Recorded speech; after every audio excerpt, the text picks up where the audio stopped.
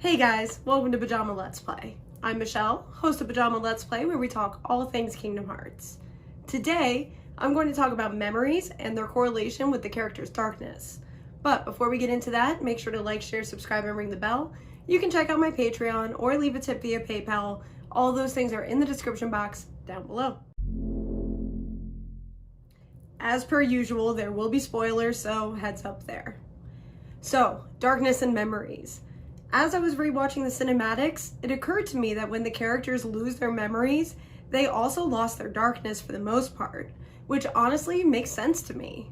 Memories hold trauma, sadness, and other such emotions that attract the darkness, and most of us have repressed a majority of our most painful memories. So let's look at a few examples that stood out to me. Ventus is the primary example. The earliest information we have of Ven, in chronological order of the series, has him possessed by a darkness entity unaliving Strelitzia. He had no memory of this, and also seemed to understand that he should not have been chosen as a Union leader, but he followed the path laid out before him.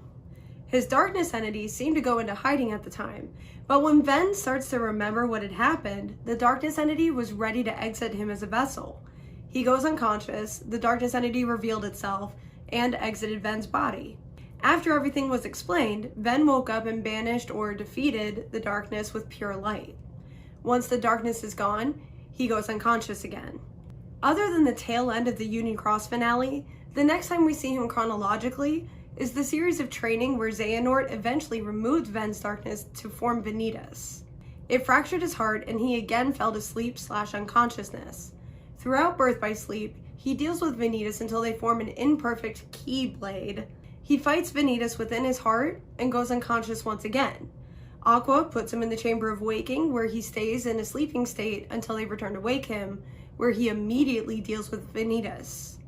Then, finally, after the Keyblade War in Kingdom Hearts 3 and making peace with Vanitas, he seemingly regains all of his old memories because he embraced Chirithy as an old friend.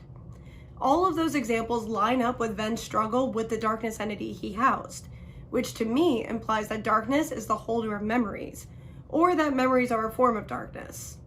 A shorter example is the Chamber of Repose.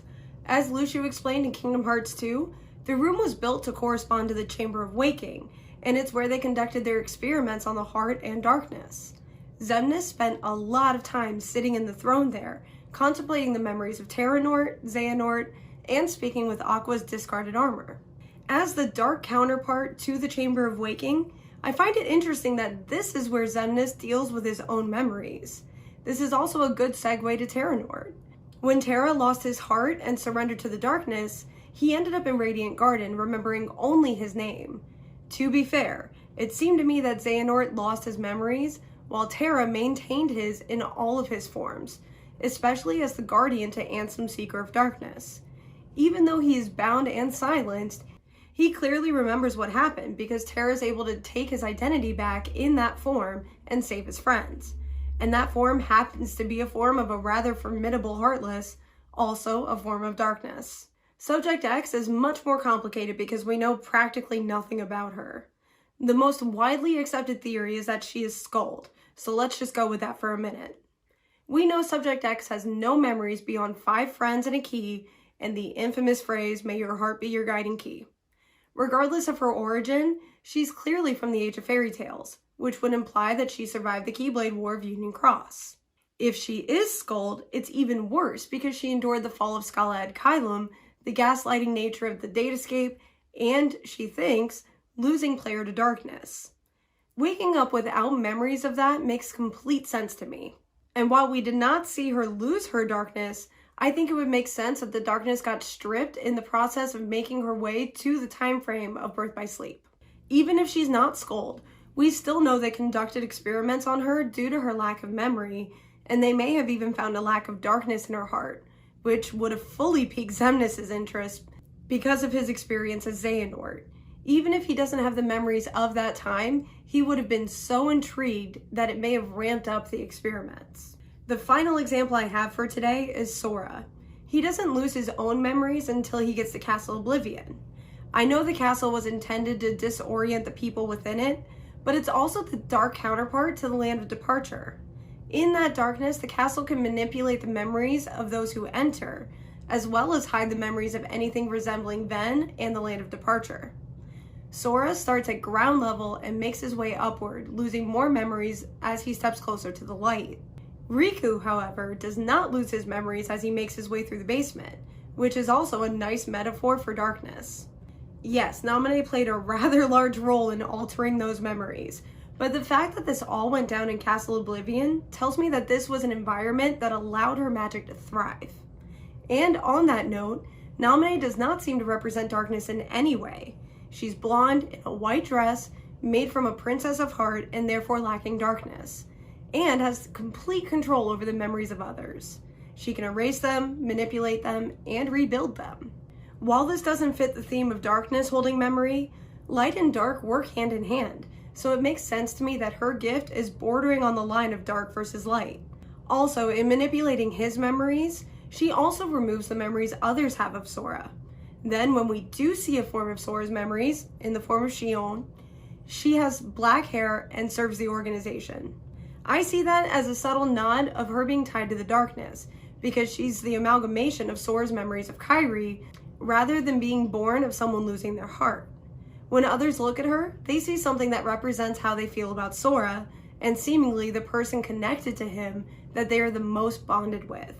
Like how Luxu sees Ventus, and Saïx sees an empty vessel. Luxu and Ventus are bonded for obvious reasons, who at the time was residing within Sora, and Saïx had no feeling for anyone in Sora's heart.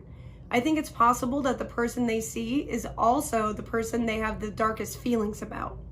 Luxu feeling remorse over Union Cross, and Saïx feeling ambivalence because he had become jaded in the search for Subject X and losing his closeness to Lee.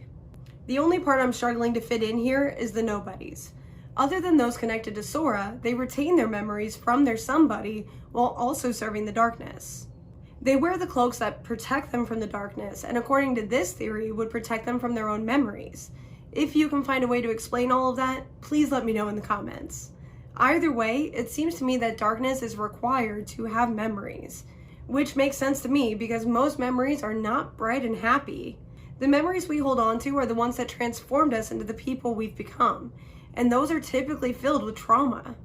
Our personalities are mostly formed from survival tactics and trauma responses from the events that happen in childhood. This could be the obvious trauma that would get this video flagged by YouTube, but it could also be subtle, like childhood emotional neglect, bullying by peers, or a lack of understanding of the world around us. In that fragile state, children learn to survive because of those experiences. Then they forget the trauma because children assume those experiences are normal and that it's just how the world works. When we go to therapy and start working through those memories, there's a clear feeling of darkness as you retrain your brain to respond to harmful experiences in more healthy ways. Not all memories are bad, just like not all darkness is bad. Riku is the perfect example of that. He embodies the darkness and uses it to make himself stronger without his morality changing, and I don't remember him ever losing his memories. But what do you think? Is there a clear link between darkness and memory?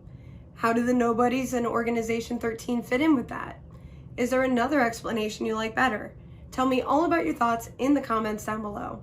Also, don't forget to like, share, subscribe, and ring the bell. You can check out my Patreon or leave a tip via PayPal. All those things are in the description box down below. Until next time.